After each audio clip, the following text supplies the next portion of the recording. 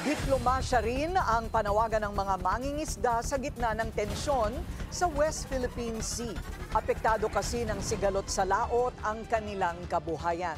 Narito ang agenda report ng ating Mojo Joan Manalo.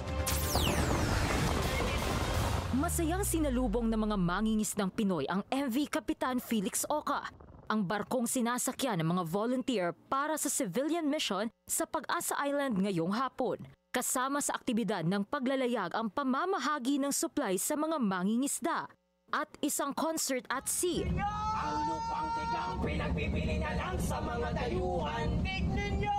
Para ipakita ang soberanya ng bansa sa territorial water. Kahapon, 2 CCG vessel ang nakipag-radio challenge at bubuntot sa kanila. Pero kanina, 1 CCG vessel na lang ang tila nagmamasid sa di kalayuan.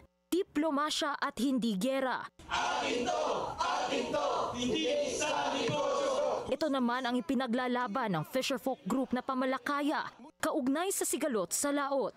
Ayon kay Pamalakaya Secretary General Salvador Franz, panahon na para mas intindihin ng bansa ang karapatan ng mga mangingisda sa West Philippine Sea, lalo pat papalapit na ang National Fisherfolks Day sa May 31.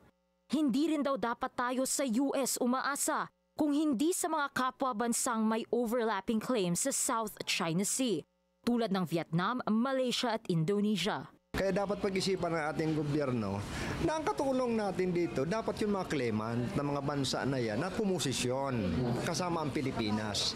At siyempre hinihingi natin ang tulong ng taong simbahan at mamamayan. Kasi ibig sabihin, hindi gera ang kailangan dito, diplomasya.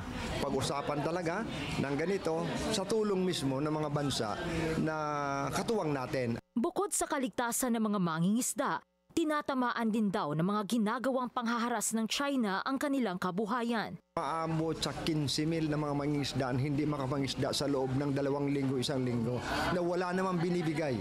Kaisa rin daw ang grupo sa adhikain ng atin ito na nasa Pag-asa Island na ngayon. Panawagan ng co-convener nitong si Rafaela David, kapayapaan sa rehiyon. Panawagan ng mga Fisherfolk Group tulad ng Pamalakaya, tutukan pa ng Administrasyong Marcos ang pagbibigay solusyon sa mga sigalot na kinakaharap ng mga mangingisda, lalo pat matagal na raw nila itong hinaing. Para sa agenda, Joan Manalo, Billionario News Channel.